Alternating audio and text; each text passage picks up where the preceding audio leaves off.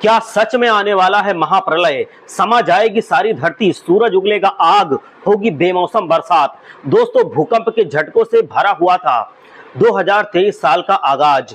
जोशीमठ की जमीनों में दरार, अब गोमुख ग्लेशियर के गायब होने की हो रही है बात। तो क्या जल्द होने वाला है कलयुग का अंत? जोशीमठ से होगी क्या इसकी शुरुआत?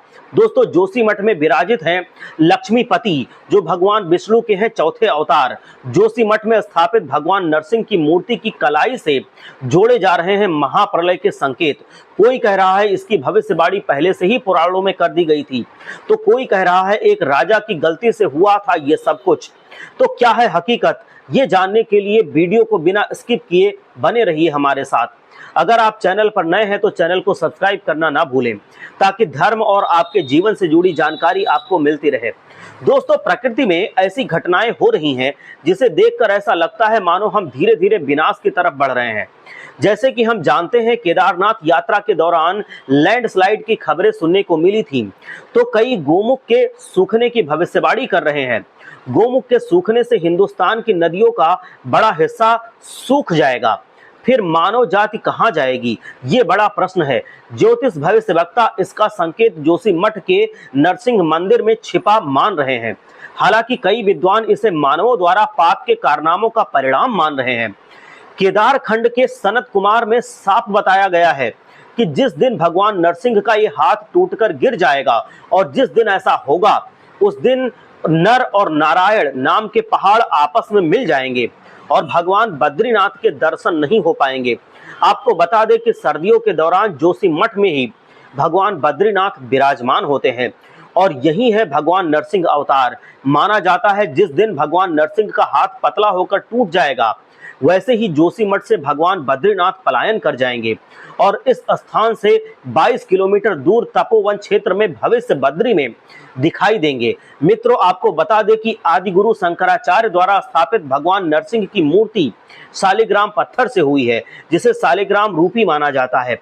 माना जा रहा है कि शालिग्राम पत्थर पर मूर्ति उकेरना संभव नहीं होता।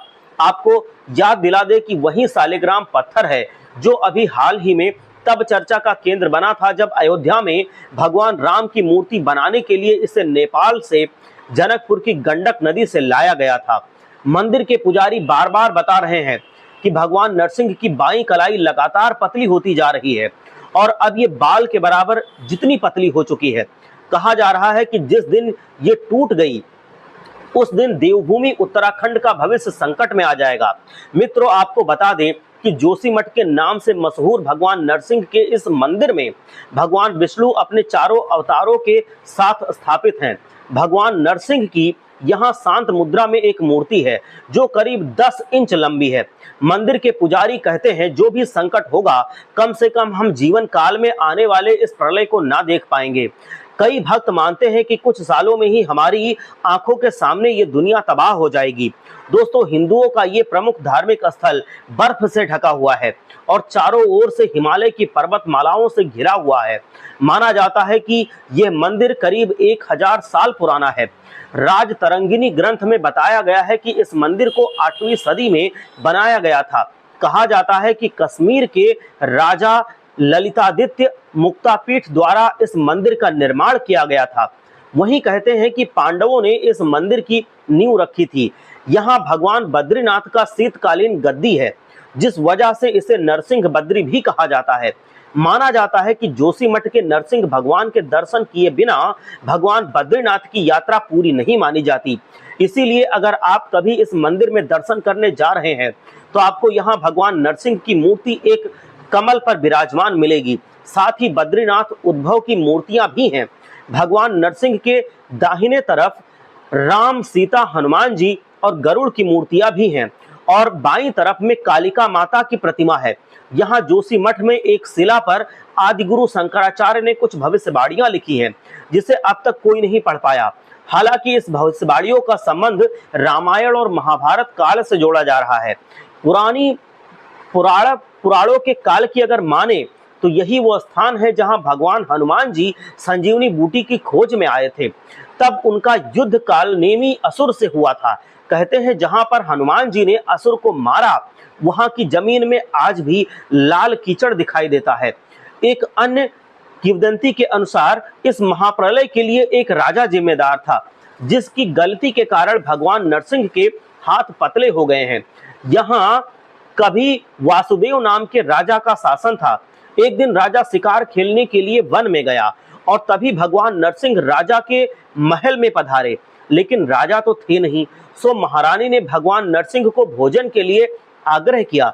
भगवान नरसिंह ने भोजन किया और रानी के कहने पर कुछ समय पश्चात ही भगवान राजा के बिस्तर पर आराम करने लगे। इसी बीच राजा जब अपने कक्ष में पहुंचे तो उन्होंने किसी पुरुष को अपने बिस्तर पर लेटा हुआ देखा। राजा को यह देखकर बहुत क्रोध आ गया और उन्होंने क्रोध में आकर तलवार से उस पुरुष पर वार कर दिया। तलवार लगते ही पुरुष के बाजू से खून की बजाय दूध बहने लगा। तब जाकर वो पुरुष भगवान नरसिंह के रूप में सामने आए। राजा रोने लगे, क्षमा याचना करने लगे।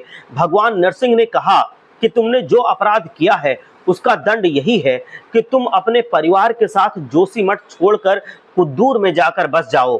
साथ ही तुमने जो किया है उसके प्रभाव से मंदिर में जो मेरी मूर्ति है उसकी एक बाजू पतली होती जाएगी और जिस दिन वो पतली होकर गिर जाएगी उस दिन तुम्हारे राजवंश का अंत हो जाएगा। तो दोस्तों, जोशीमठ पर अब तक की सभी भविष्यवाणियों को आपने सुना। आप इन भविष्यवाणियों को कैसे देखते हैं? क्या आप भी मानते हैं कि मानव निर्मित संकट है ये, या सही में भगवान के क्रोध का सामना हमें करना पड़ रहा है? आपकी जो भी राय है कमेंट करके हमें जरूर बताएं। वीडियो पसंद आया हो तो इसे जितना हो सके फैला दें, शेयर कर दें। भगवान विष्णु की कृपा आप सब पर बनी रहे। जय लक्ष्मी नारायण। हर हर